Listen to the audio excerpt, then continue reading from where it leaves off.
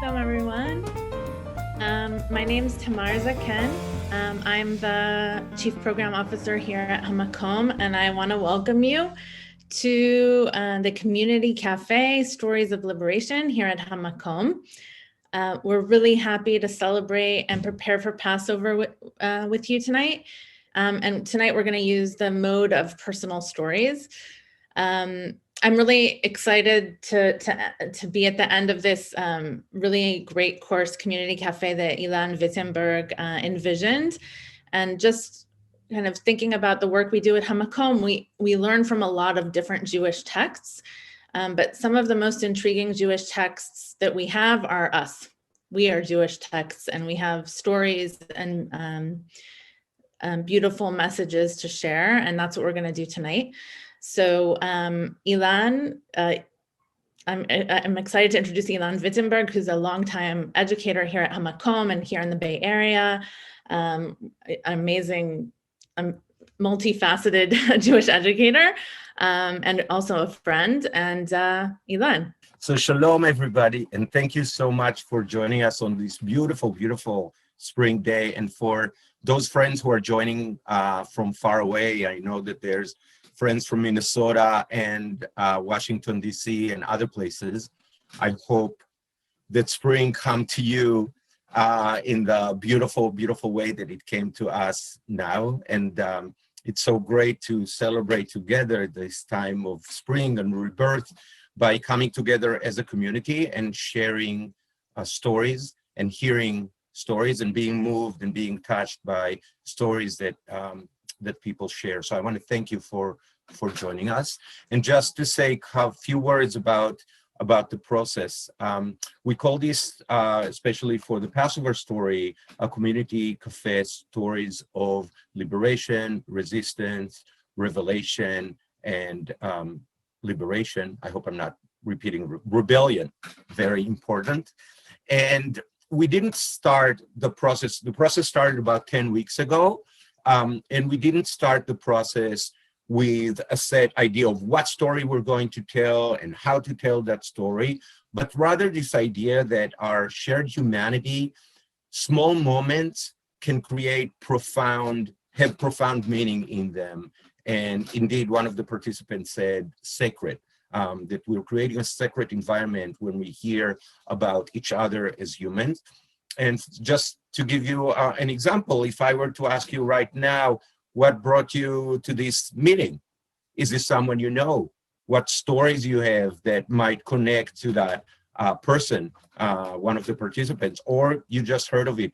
Or right now we are on Zoom.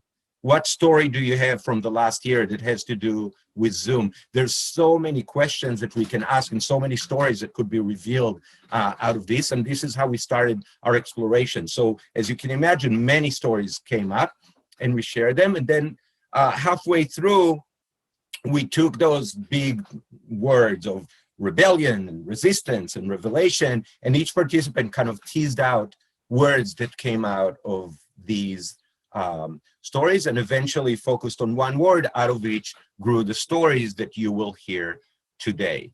So when I introduce the speakers, I will say the word that they chose to tell their story, to have their story grow from.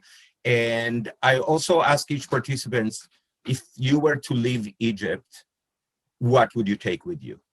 And I will tell you what their answer was as I introduce the people. We will have 7 presenters today. We had 11 people participating throughout. 4, unfortunately, for different reasons, could not take part with us today, but Dottie, Tamar, and Renata, and Cynthia, thank you so much for being part of our team and for sharing your stories and for hearing and giving feedback. We love you.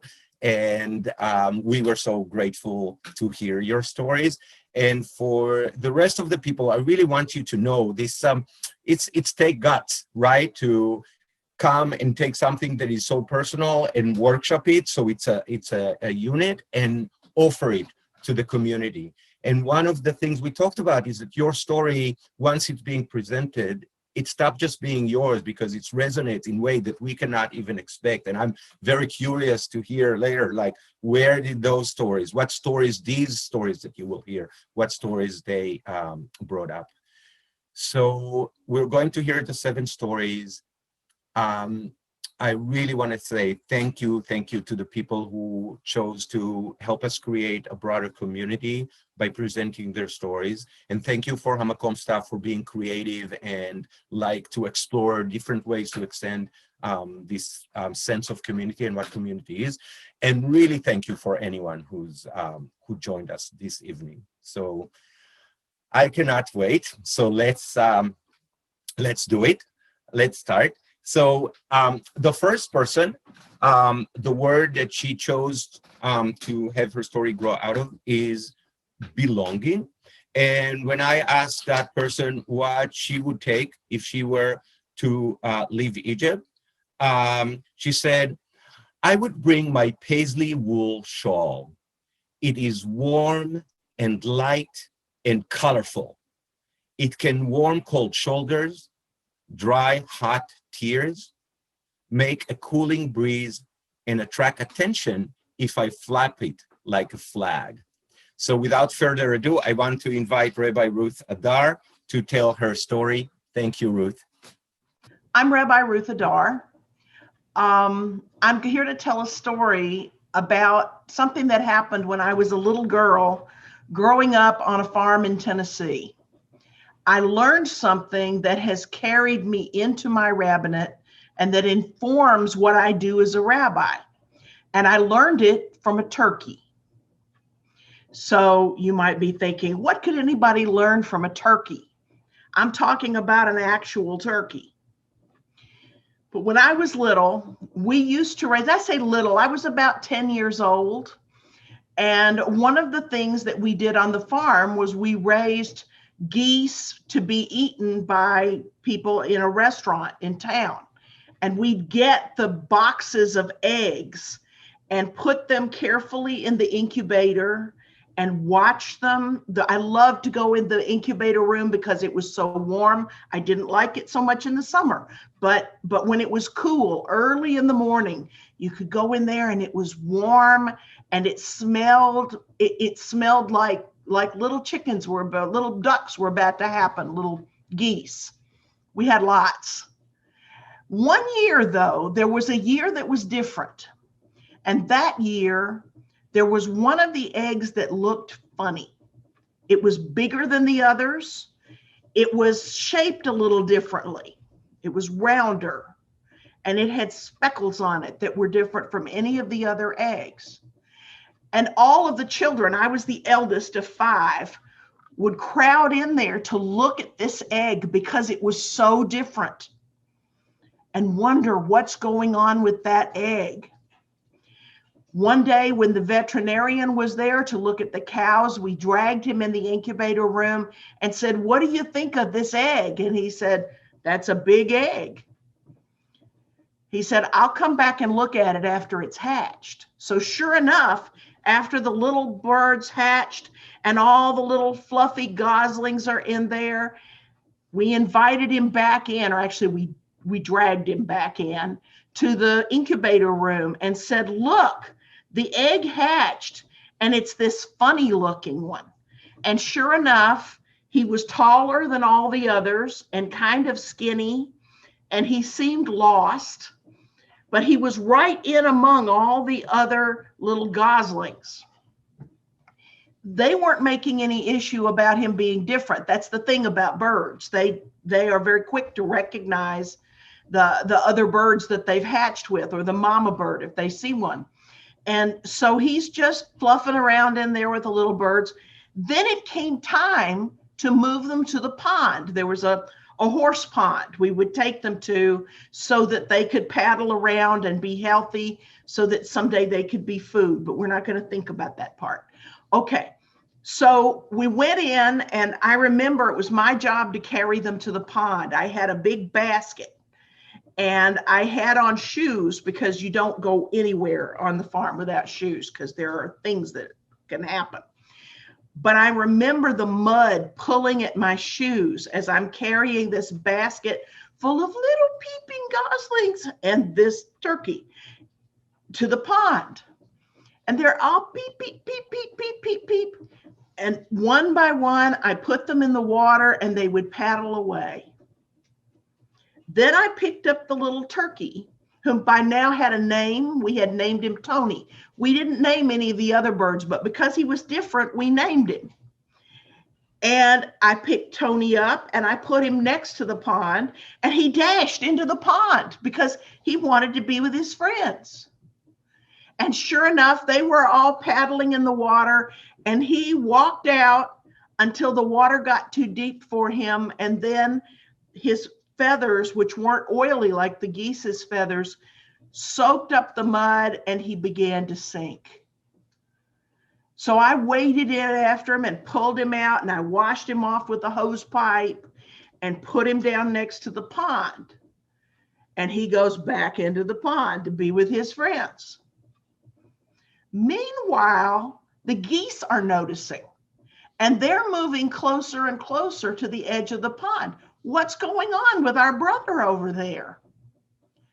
So when I put him, the last time I put him in, I thought, I can't keep going into the pond all night after this stupid turkey. What am I going to do? Because I'm supposed to take care of them. And then I realized that quite a few of the geese had come over to that muddy end of the pond. And even though they could swim beautifully, they hung out with their brother, and they paddled in the mud, and he stood there in the mud, very proud of himself because he's in the pond just like the other birds. And over the summer, we would show people the turkey. We would say, look, that one's a turkey, and his name is Tony. And Tony is a very strange bird. He thinks he's a goose. And we would all laugh. But then we got a lesson. We had to leave town on a little vacation one weekend. And Dr. Hall, the veterinarian, and his wife said, oh, we'll look in on the geese. It will be okay. Take a day and go camping. And then Dad got a phone call, and I heard him say, damn, in this really deep voice. And we said, what happened? And he said, we've got to pack up and go back to the farm. And on the way back, we found out that a fox had gotten into the paddock, and it had killed all the birds. We were sad because they were beautiful birds. And when we got there, I saw something that was really strange. We were looking for Tony because he was kind of our pet out of the bunch. But you couldn't find Tony. All you could find was this ocean of white feathers and fuzz, and occasionally little bloody parts that we didn't want to look at too closely. And I realized, thinking about it over the weeks later, we had made a big deal out of the fact that he was different. He was a turkey. He wasn't like the other geese. But Tony was smarter than we gave him credit for, and so were the geese. Tony recognized that the geese were his tribe. And he lived as a goose all his life, and he died as a goose when that fox came in. And when all was said and done, we couldn't tell the difference because it was just white feathers. Now, for a little girl who didn't fit in very well and who felt like kind of an oddball, this was a very interesting lesson. What I learned was, if you can find your tribe and hang out with them and be with them, it can work out. Tony didn't look like a goose. Biologically, he wasn't a goose, but he was part of the goose tribe, and they were part of Tony's tribe. We have a tendency as human beings to notice what's different.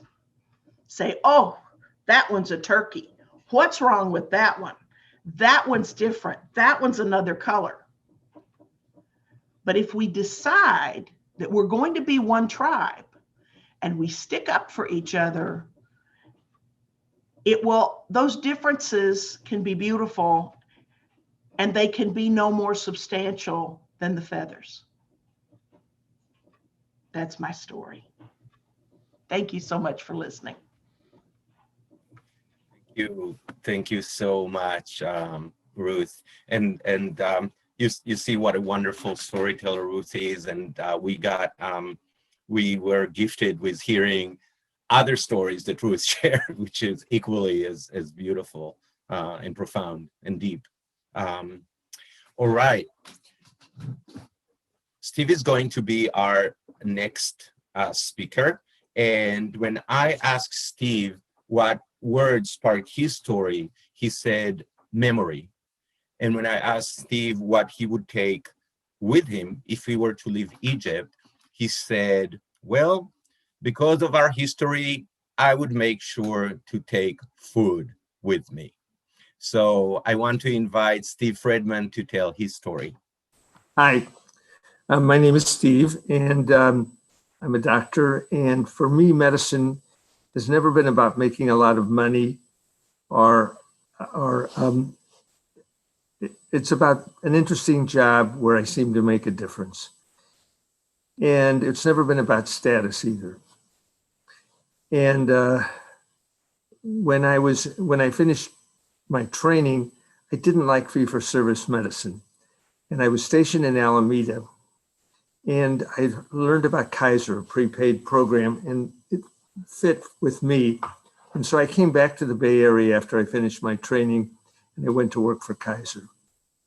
My first 3 years there, I worked a lot. The days, weekdays, it was usually at least 12 hours with clinic and patients in the hospital. On weekends, it was 4 hours or more. And after about 3 hours, I was married to Marion. I had 2 children, and life was passing me by. I wasn't seeing them very much, and I didn't know how to cut back. So I took a year off without pay. I was always a Zionist. I always liked the idea of Israel as a country that was socialist, where bus drivers made more than doctors, where people lived on communal kibbutzim. And I always kind of wanted to live there for a period of time at least. And we went to Israel. We got a car, we went down the Dalmatian coast, we took a boat from Piraeus to Haifa. We showed up at a kibbutz called Sorah, which is right below the place where the road starts going up to Jerusalem. And we were accepted in a work-study program. And I told them I was a doctor, and they, I'm sure they didn't know what to make of me, being a doctor wanting to be a farmer working on a kibbutz, but they never questioned me much. They just sort of wondered what I was hiding, what was wrong, because it didn't make sense that I was happy picking peaches. I was happy driving a tractor.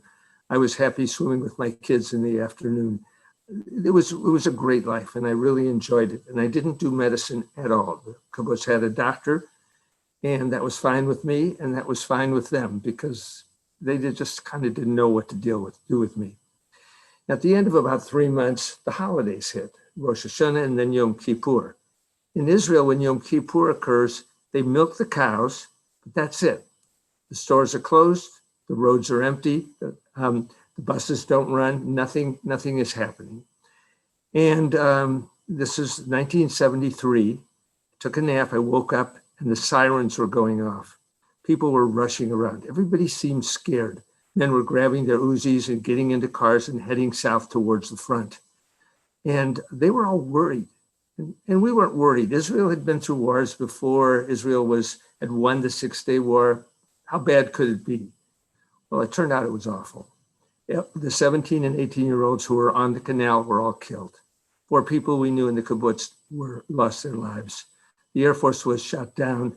And Golda, who was the prime minister, actually thought about using nuclear weapons, or they say she was planning to use nuclear weapons. It was pretty awful. And I wanted to do something. I wanted to volunteer. I wanted to be a doctor again. But the nurse on the kibbutz kind of didn't trust me. Something wasn't right. And I actually knew somebody who had what they call protexia. I tried to volunteer at the hospital. They wouldn't take me. I couldn't even push gurneys. They wanted surgeons. They wanted orthopedists. They wanted anesthesiologists. They didn't want me. After the war was over, we left the kibbutz and we moved to a moshav, which was below Jerusalem. And I had no trouble getting a job at Hadassah as a gastroenterologist. I had no trouble later becoming head of the intensive care unit at Shared Tzedek. But they wouldn't take me when I was a volunteer. They wouldn't let me during the war. Anyway, so we're living there. And then the first offer, this is a story of two offers that I couldn't refuse. And the first offer came from a friend named Baruch. Baruch had been a commander of a group of soldiers that took the old city, one of the groups of soldiers that took the old city in the Six-Day War. He taught film at Tel Aviv University, and he taught Nazi propaganda film. And we didn't know exactly what he did. His wife said he was a spy, and she always laughed when she said it, but there was some truth in it. Anyway, he came to see me and he said, when we won the war, and the war took a month, and it was bloody, it was devastating, it was awful. And everybody was kind of gloomy. But he said, when we won the war, we made peace. And part of the peace deal is we're going to give back that part of Egypt that's on the other side of the Suez Canal, the land of Goshen. That's where the Jews lived for 400 years. And for just to think of 400 years, the Pilgrims landed at Plymouth Rock 400 years ago. That's how long we were in Egypt. So he said, I want to see Goshen before we give it back, and they're going to give it back soon. And I want you to come with me. And I said, I'm not a soldier. I wasn't part of the war. I can't go. And he said, I have special permission. And I didn't believe him, but I didn't disbelieve him. So I said, okay. So he came to my house. He gave me a jacket that soldiers wore. He handed me an Uzi.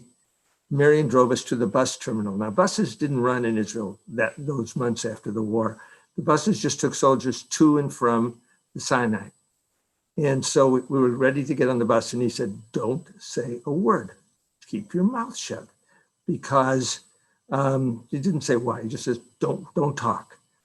So and my accent was bad. My Hebrew was very rudimentary.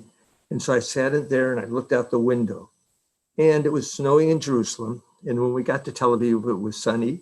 We drove in a long road along the Mediterranean, through El Arish, past palm trees, past huts, past the desert. We crossed the Suez Canal. And we got out. We got lost. We walked. We hitched a ride. And we slept that night in a converted hospital, and Baruch had an Uzi under his pillow. How did he feel about being in? Now, the reason we were going is because the area we were giving back was the land of Goshen, and that's where the Jews lived. And so the question is, how did it feel to be in the land of Goshen, the place where our people came from? What thoughts went through Baruch's mind? What was he thinking? And I never asked him, and he didn't volunteer. To me, it was a hot desert-like place. There weren't many people. There wasn't much water, and it wasn't really that interesting. But we went back to Goshen. That day, he went to a mound where soldiers had artillery set up. He gave a talk to the troops. That night, we got aboard a troop plane. We flew into Ben Gurion Airport, and I was looking like a soldier, so it was easy to hitch a ride. And soldiers were hitching rides all the time in Israel. And I got a ride to a long, tortuous road that went up to our moshav at Beit Zayit. And it was dark, and it was gloomy, and it was a very sad time. And I'm walking up the road looking to anybody who saw me as a weary, tired soldier who's been, which it wasn't, a weary, tired soldier. And a car pulled up, and it was a Fiat. It was full of kids, and there really wasn't any room. But the driver offered this poor, weary soldier a ride, even though there wasn't room. And the person who offered me the ride was my wife, Marion, and it was an offer I couldn't refuse. Steve, thank you so much for sharing your story. And one of the things we talked about is that your story resonates with people in ways that you do not expect. I see about 4 squares in front of me right now, but one of them is a friend of mine who's a doctor, and she was smiling and laughing and nodding throughout your story. So thank you so much for sharing it. Thank you. Steve. Thank you. Our next speaker or storyteller is Evelyn, and Evelyn's word was authenticity. And when I ask Evelyn, what would you take with you if you were to leave Egypt? She says, definitely my computer, because my family and friends and pictures and memories are all in it, and I need them with me. So Evelyn Gretz, thank you so much for being here, and let's hear your story. Hello.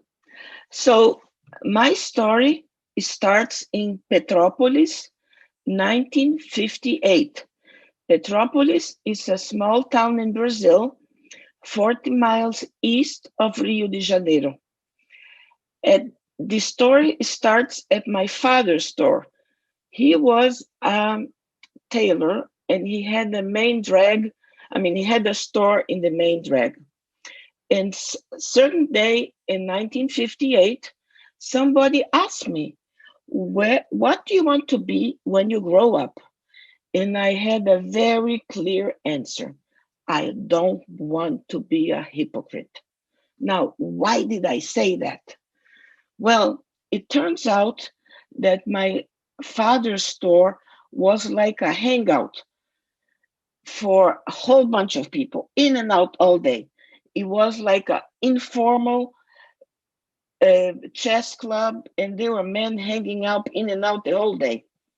So, but some of those men had daughters, and they were my friends, but I was not allowed to play with them. Now, we have different reasons. I knew those guys were lying because I used to hear from my girlfriends and their mothers how hard their fathers work, when I knew half the time they were there at my father's store playing gas or doing whatever. In hindsight, now I know that those men were afraid of me because of the shenanigans that went around my father's store, for instance, mistresses. But I was 8 years old. I didn't know mistresses. I didn't know what the hell was that. Anyways, they didn't want me to play with their kids. And I knew they were liars. So let's forward 20 years. Now I am in Buenos Aires. It's 1978. And I had the opportunity to put my money where my mouth was. And here's the story. 1978, the Argentinian was being led by La Junta, led by General Rafael Videla. They were dictators, and one of the things they were doing, they were persecuting anybody that was against the government. Everybody was afraid, and people were disappearing, the famous missing people. At the end, we believe that about 30,000 people disappeared. By then, I was married, and my husband and Rabbi Marshall Meyer, Zichrono Livracha, founders of the Asamblea Permanente por los Derechos Humanos, Permanent Assembly for Human Rights. They were the only voices that spoke about what was going on. At that time, my husband introduced me to this Lutheran pastor, Martin Neumoller. And if you know about his famous poem that he wrote during the Nazi regime, and I'll just read 2 little pieces. They came first for the communists, and I did not speak up because I was not a communist. And he ends by saying, then they came for me, and by that time, no one was left to speak up. So part of my husband's job at that time, He visited prisoners and he offered comfort for families of the missing people. And if the families, if they were Jewish, they would ask him, Rabbi, can I say, or should I say Kaddish for my relative that's missing? Well,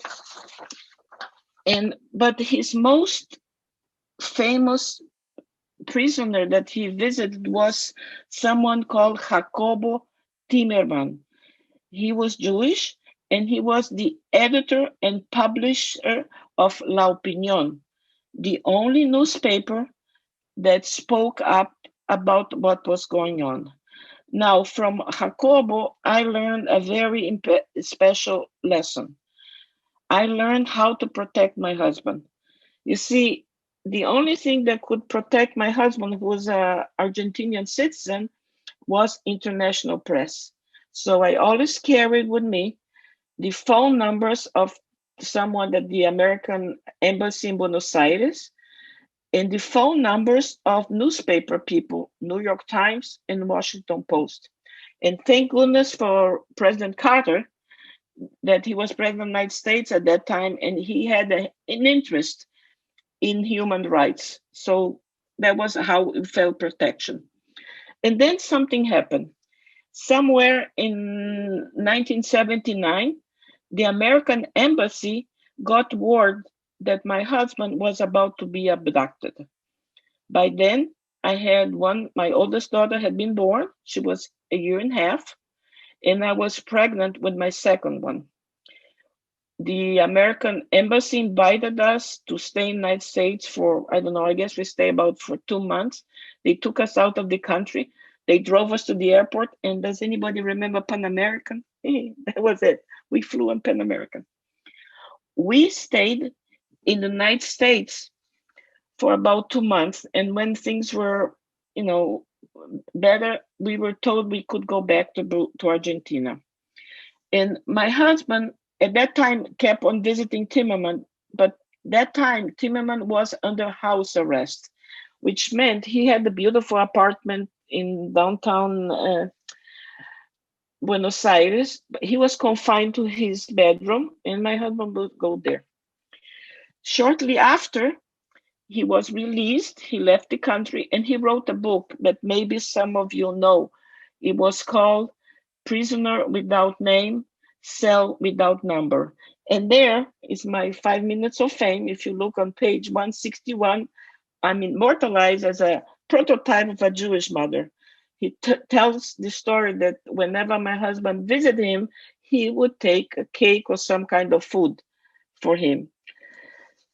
Now, what did I take from this whole experience? I finally understood how come Germans and Polish citizens could say that they didn't know what was going on with the concentration camps. I understand that fear makes people deaf and blind. And how do I know that? Because, see, I just told you what had happened to us, and our friends never talked to us about it. And my own family, many years later, would ask my mother-in-law, how come Roberto never talked about it? My goodness, and look at what we went through. So that's my story. And I have to end by saying that, was an experience that drew my husband closer together. Le shalom. Evelyn, thank you so much for sharing this story and the many other stories that you share with us. Your spirit definitely shine through. So thank you for that. Our next speaker, Naomi, the word that she chose to grow her story from was exploration. And when I asked Naomi what she would take with her if she were to leave Egypt, she said, I would take a picture of my mom because my mom was pure love. So without further ado, Naomi Puro, please. It's 1972, and the creative and tumultuous years of the 1960s are motivating me to explore a new life in a new place. My then husband, Rob, and I just moved to provincial 50 years ago, provincial Asheville, North Carolina. We're looking for something, and we are not sure what we're going to find. Soon after arriving, I read in the local Asheville Times that the YWCA is having a new class, a creative dance class. I've always been physically active as a kid, a teenager, and in my 20s also. And hey, this is something new. That's what I'm here for. I sign up for the creative dance class. The first evening of the class, the teacher says, find a place in the room to start. Not just any place, but a place that you're drawn to. So you go to the place with awareness. And when you get there, choose a position that you want to begin in, sitting, standing, or lying. You have lots of freedom in here, lots of choice. And then she warms us up by saying movement words, and we can do anything we want to express those words. Wiggle, uncurl, shake, leap, dart, float. Well, this was a very unusual warm-up. And now she's asking us to express going from place to place, anywhere in the room, walking, running, however you want to get there, expressing emotions, curious, happy, angry, sad. Oh boy, on and on. And each evening, every week, I go to the class and I'm enjoying myself, but then it dawns on me, where is the music? I'm used to dancing to a record, a tape, or, if I'm lucky, a live band. But here, we're not doing that. And then, it dawns on me. The music is coming from sensations that I feel inside my body, in my arms and legs. What is this? We all can do that. It's our kinesthetic sense. I'm discovering the sense of movement. Now, what the heck is that? So I'm asking all of you who are listening to me, take your arm and put it around your back. Just put it behind you. You can't see your arm, but you know it's there because your body is alive inside, full of sensation. There's a body brain inside each of our bodies. And now you know that that's why it's there from your kinesthetic sense. So this whole world starts to expand, and I discover space. Space is my artistic palette. I can shape something and create a design with my elbow or my finger or even my pinky. A whole new world of creativity and freedom. And boy, what a contrast this is to our daily, boring day jobs. I'm a Kelly girl. Some of you might have been a Kelly girl 40, 50 years ago. And my husband, he's doing manpower work. Now, we're not too excited about it. And then serendipity knocks at the door. And we hear that the YWCA is starting a new project. Ooh, we're curious. They are planning to reopen the 40-bedroom Moorhead House, and they're planning a program for, the word youth has a wide spread. We'll say 15 to 30-ish. And there'll be some runaways who might be referred by the police. There could be people with some drug problems. There could be students who want a cheap place to live. Some young people who just cannot get along with their families. And the idea of this house is to create a nurturing, living, creative environment where they can do what they want to do. Well, now Rob and I are eager. We want these jobs.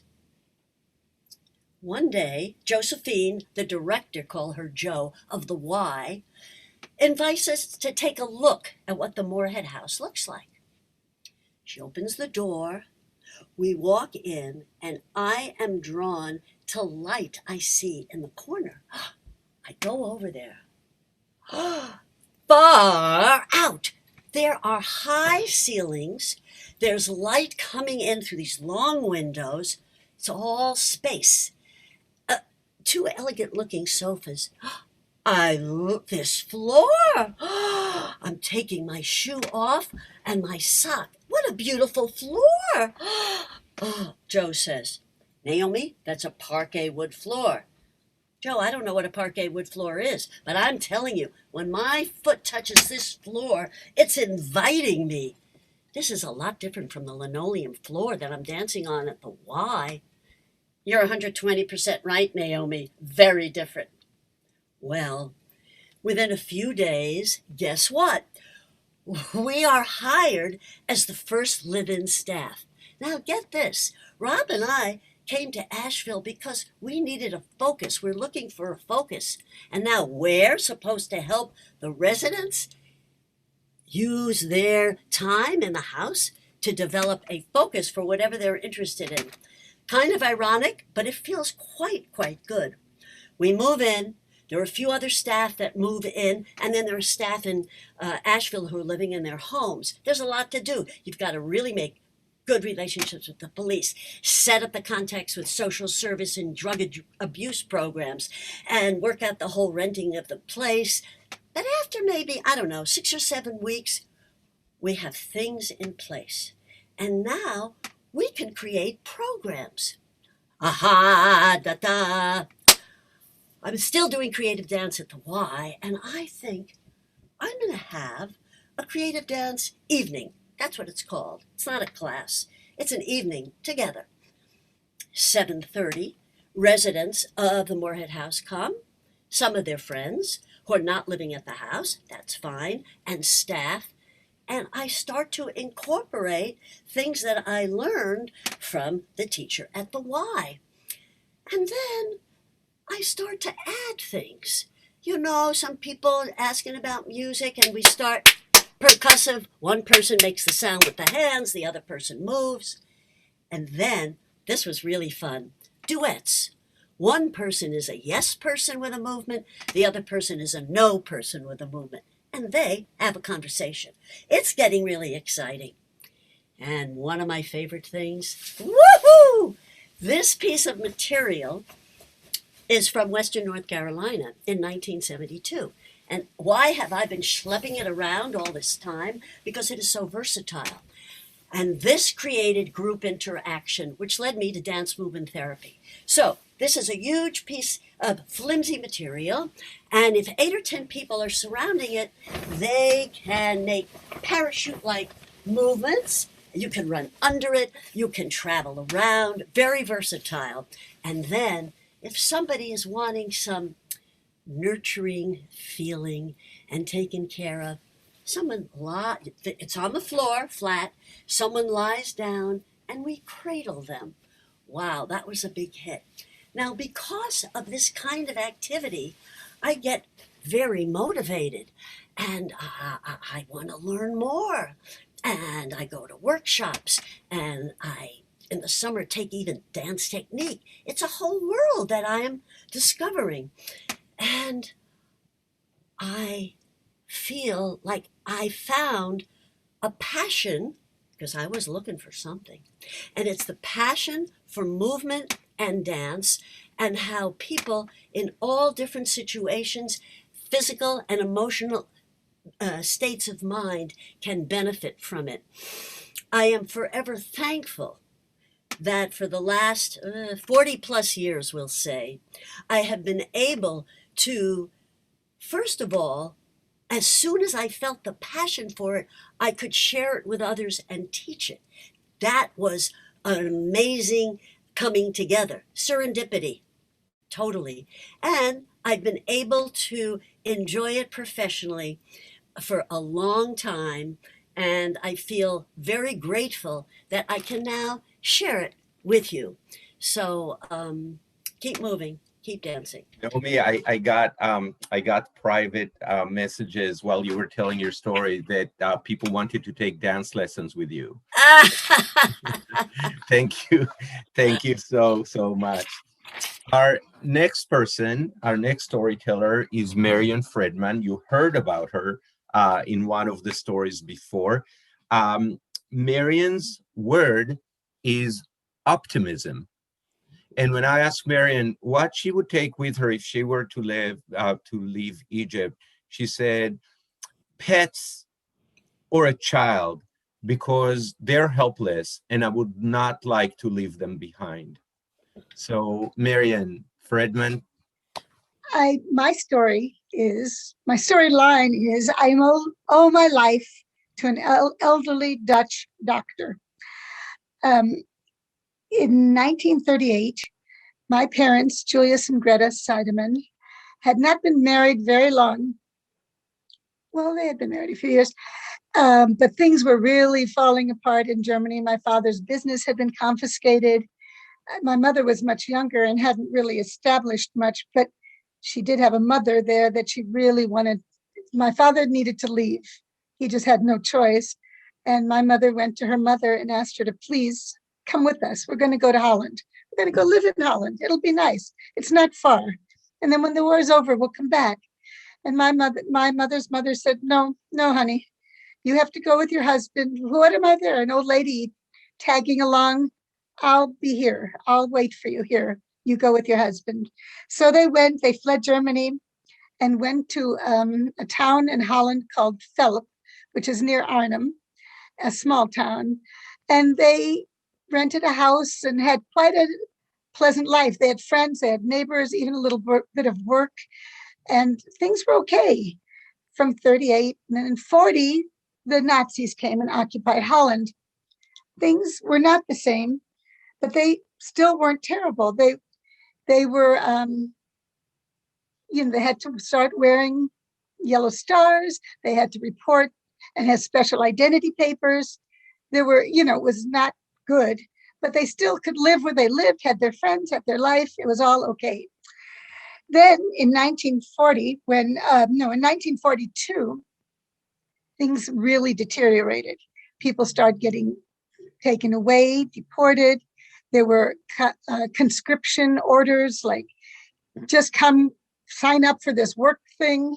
And then, when the war is over, you'll come back. And my father said, well, maybe I'll go do it. How bad can that be? And my mom said, oh, no, you won't. It can be bad. You're not going, And so he didn't. And she said, but I want to go hide. I think we have to disappear. And we can't stay around here because our friends will be in jeopardy and if they know where we are and they come looking for us. So they got in touch with and I don't know how all this really happens, but they got in touch with the underground, who found them a place to go in another town an hour away called Apeldoorn. So one night they just flipped their yellow stars over their shoulder or threw them away or did something late at night and went to a train station and came out of the train station in Apeldoorn and went to the prescribed address. Well, that address was on Regentesselaan, and it belonged to two, we used to call them spinster sisters, single women who were in their parents' house. They were Catholic. They had been missionaries a lot and were retiring and coming back. I guess for some reason they couldn't stay where they were during the war. They came back to Holland. They're in this big, very typical Dutch house with eaves and attics and all kinds of things. And they had been told from the pulpit by their priest what was going on, and that they could not stand idly by, that if you have a way to help, you got to do it. So they did. And so they said, yes, they would take a couple, but no children, but they'll take a couple. So there they show up, the couple, my parents, and they are shown to their quarters, which is a small, low-ceilinged attic room with a single divan with a those like a psychiatrist's couch or something with a built-in pillow, which, by the way, still is here in my dining room as we speak. But anyway, that's where they slept. They slept on that. There was a table 2 chairs, and very little else in that little room.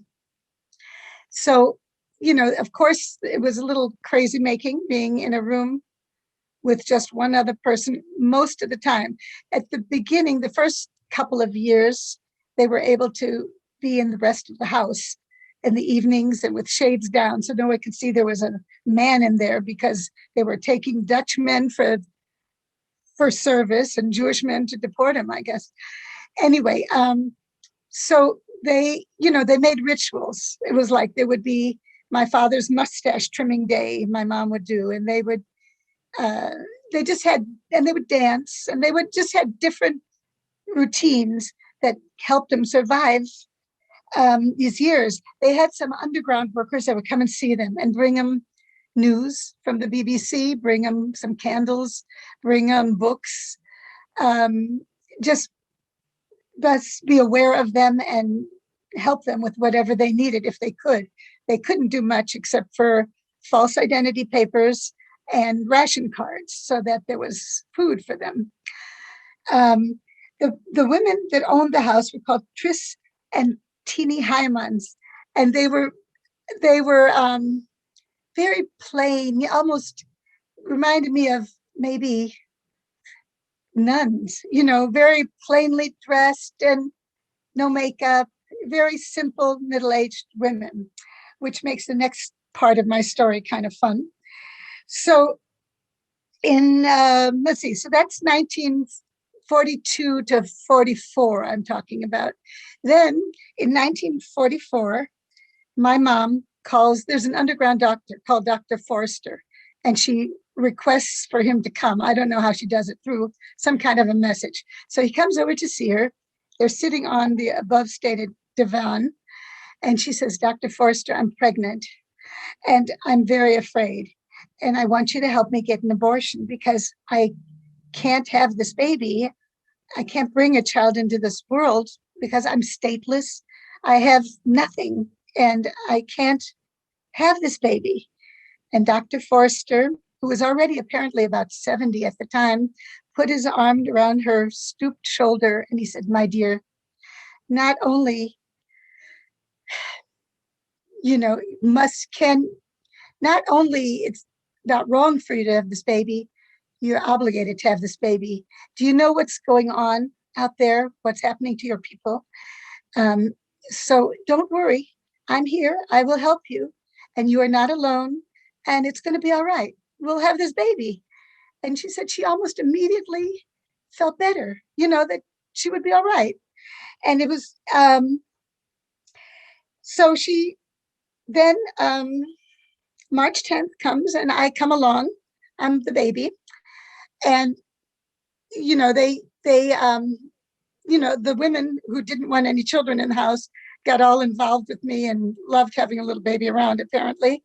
So they made a decision that if the house was to get raided, they weren't going to take me up to the hiding place with the wainscoting wall that you could hide behind. They would just leave me out in a bassinet and explain it away sometime.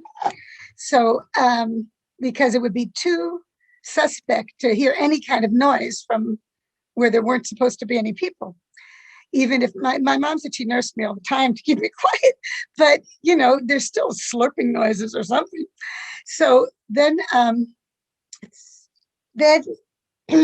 so March 26th comes along, and meanwhile, the Allies have landed places and they're hearing about it. The Germans are going berserk. They're going to every house, knocking on doors, pulling people out, shooting people in the street. So the door knocks at Regentesselan, where they were, and there are these Nazis at the door demanding to come in. And the one sister, Tini Heimans, first of all, she spends a long time pretending like she's deaf and that she couldn't hear the door. So she's giving them time to get away. And then finally she lets them in, and they march in and they walk through the house, and all of a sudden they notice the bassinet, look down at the baby and says, "Was ist das?" And the Tini Heimans, who is a tiny, tiny, frail, plain, middle-aged woman, does a whole thing about blushing and shaking and just terrified and mortified, And she says to the Nazi, it's me, it's mine. I had it with an Italian soldier, because she had to explain my darkness away. And he seemed to believe it, and then immediately took the dog and the troops, and they went up the stairs to the attic, where my parents had meanwhile gone. It's hard to understand, but if you've seen wainscoting walls, they look like panels, and one of the panels opened, and you could go in and go way around so that there's no door or anything near you. And that's where they were. They were hidden behind that, being, of course, very quiet. And the Nazis are there with the dog, and the dog is sniffing it where on the ground where the wall meets the floor, and the dog is sniffing and goes all around the room and then lands right where my dad's feet are on the other side of the wall. And the dog sniffs and then yanks his handler and goes back to the stairs and pulls that guy as if to say, there's nothing for you here. Let's get out of here, dude. And takes the guy down the stairs, and off they go. And everybody survived that raid. So it was about 2 weeks later that the Allies, the Canadians and Americans, landed in Holland and in Apeldoorn, and they liberated the town. So I guess my word should have been liberation. But anyway, and everybody's out on the streets, and they're dancing and they're singing and they're doing firecrackers. And, it was just an amazing day. My father was not dancing. He was going to every police station in town looking for that dog. He wanted to buy that dog. So, because he could see it through a little peephole in the wainscoting. So that's how this wonderful, kind, courageous doctor, how I owe my life to him, as do my 4 children and 9 grandchildren owe their lives to him too. That's my story. Marion, thank you so much for sharing this very moving story. And we are so glad for that doctor and that dog. Thank you for being here. Our next storyteller is Peter. And Peter's word is presence. And when I asked Peter what would he take with him if he were to leave Egypt, he said, I would take Ernest, the sock puppet, because he is good-humored, he is full of life, and he makes a good traveling companion. So Peter Olson, please. My story also starts with dance. Hi, Naomi. And there's a kind of a dance that I love very much. It's called contact improvisation.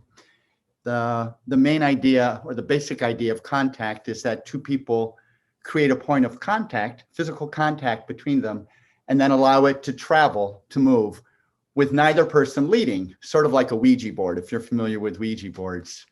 One of the, I would say the first premise of contact is simply the willingness to be present, right? The willingness to be in the moment where you are with yourself and with this other person. Dances can be small and quiet, or they can get quite large and exuberant. A main principle of contact, another principle, is that of leaning into the point of contact. Leaning in can be light, and it can be not light. It can be quite full, to the point where you're giving and taking weight, supporting, being supported, sometimes to the point of being off the ground. It can be really fun, and it's the closest I think I've come to flying. It's a movement form that I feel very at home in. And now I want to share a story about an incident where I did not feel at all at home, and where someone's willingness to be present and to lean in made so much difference. So it's 1984. I'm living and working in Nicaragua as part of a human rights project called Witness for Peace. 5 years earlier, a revolution had overthrown a longstanding dictatorship, and the country had embarked on a number of major social reforms in the areas of literacy and healthcare, agriculture, who had access to the land, women's rights. A few years into this, there arose a counter-revolution. And this was backed largely by the disenfranchised elite from Nicaragua and also, sadly and covertly, the US CIA. The counter-revolutionaries, known as Contras, would target health centers and schools, farming cooperatives, those very projects of the revolution in an effort to undermine them.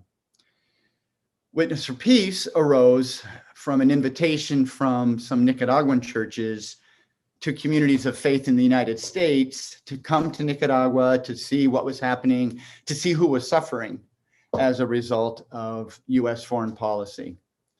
So our work as volunteers, as Witness for Peace volunteers, was to go to the zones of conflict, to document what we saw, to meet with local community groups.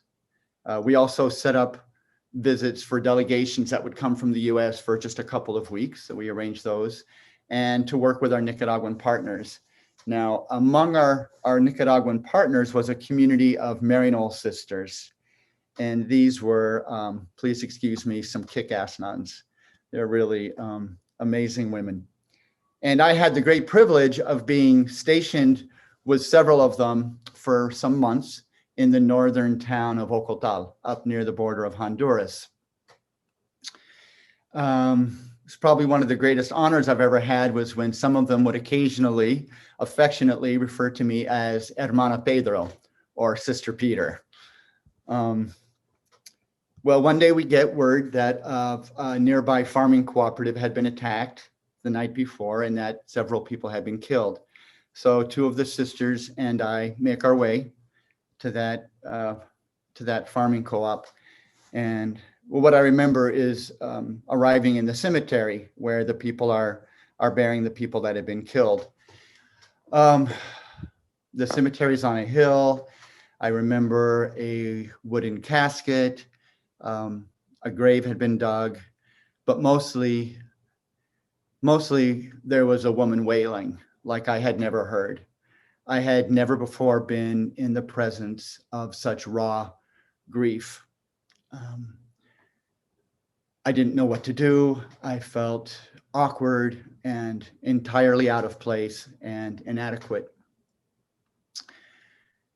And then one of the sisters, Margarita, she moved towards the woman, and she walked right up to this grieving mother, and she enfolded her in her arms.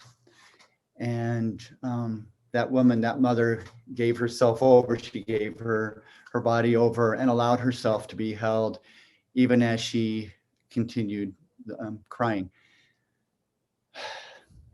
So what I witnessed and what I hope I learned then is, in the presence of suffering, if in doubt, to err on the side of moving towards it, to be present and to lean in. Thank you. Our last storyteller is Deb, and Deb's word is holy. Holy. Is this how you say? Holy. Thank you. And when I asked Deb what she would take with her if she were to leave Egypt, Deb said, "I will take someone's hand." So Deb Snyder, please.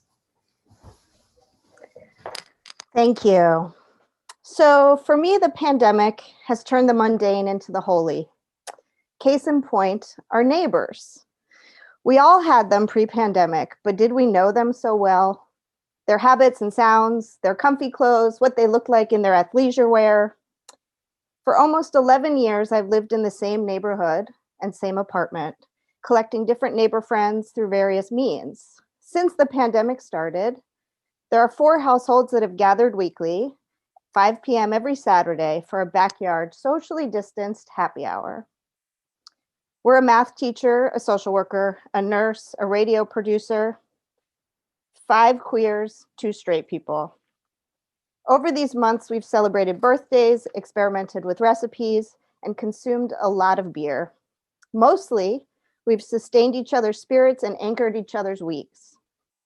It was at one of these happy hours where I divulged my secret crush on local chef Samin Nusrat. You may know Samin from her book and Netflix series, Salt, Fat, Acid, Heat, or her New York Times column in the food section, or her podcast, Home Cooking.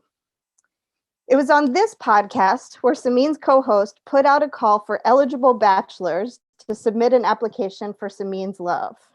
While Samin is popular and well-known, and I am not, and Samin is straight, and I am not, I felt certain our similarities would result in reciprocated crushes. I decided to send an email, and I want to read you the first paragraph. First off, let's get the awkward part out of the way. I've been wondering for a minute now whether Samin was straight or queer, and I hear loud and clear that the search underway is for a male companion. However, I'm so endeared to Samin that I thought I would throw my hat in the ring anyway.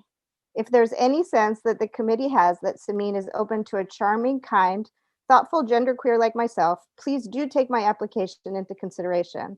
Otherwise, I mean no disrespect. Please just pass my accolades along, especially if Samin wants to connect with another 40-something living alone in Oakland during the pandemic.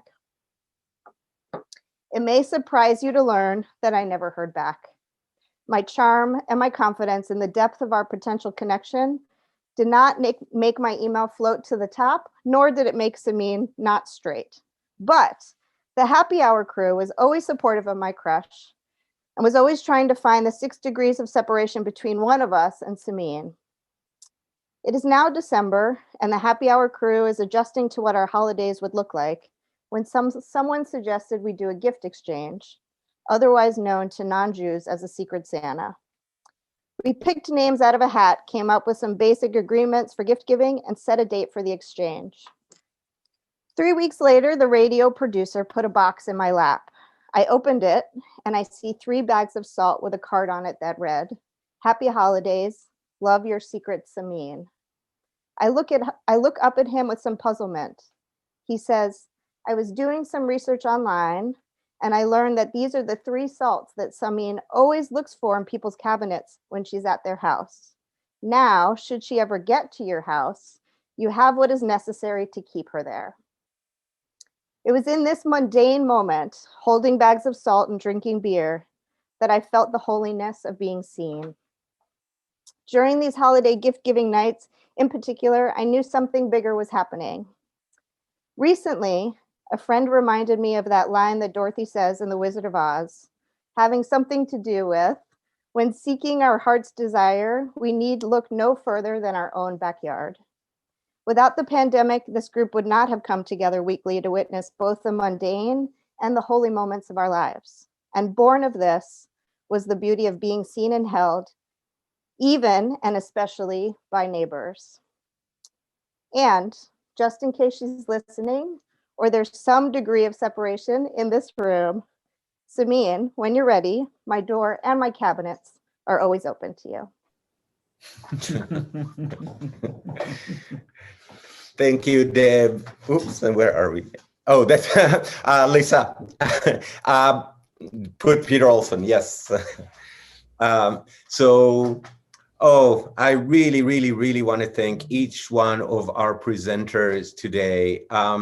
Many of the people you've heard are not natural performers. For many, actually speaking about themselves is not the thing that they do. So offering it to the community, we have a saying in Judaism, "Aseh lecharav," that you make a rabbi, and I feel personally that each story teaches me so much. So I want to say thank you. The other thing about Passover is this thing of midor ledor, that we are passing on these stories. And I know that folks listening, and I saw our goddaughter here and the grandmother of our other godsons on another square of the Zoom. So I have this feeling that we are taking your stories, we're making them our own. And I really want to thank everybody who joined us in this community making and for HaMaqom of expanding this community. So thank you everybody so much. And I think Tamar is going to say last few words. Yeah, thank you so much, Ilan, and all the amazing storytellers of this evening. I'm already thinking about the next semester of this series. So, Ilan, we have to talk. And I just want to thank the Cabot family and Debbie and Eric Toiser for sponsoring this event. And if you are able, any donation made tonight will be greatly appreciated and will be matched up to $1,000. We really rely on your donations so that we can continue to provide really amazing free programming and great courses and events. So if you can help with the donation, that would be great. And I think someone is putting the link to donate in the chat. And join us at the end of Passover. First of all, have a wonderful Passover. Passover is coming up on Saturday night. And at the end of Passover, join us for Mimuna, which is a post-Passover Moroccan Jewish celebration on April 5th at 7 p.m. We'll be on Zoom with Ziva Trau, who will teach us a bit about Mimuna. That's it. I wish you all a good evening, and thank you so much for your beautiful stories.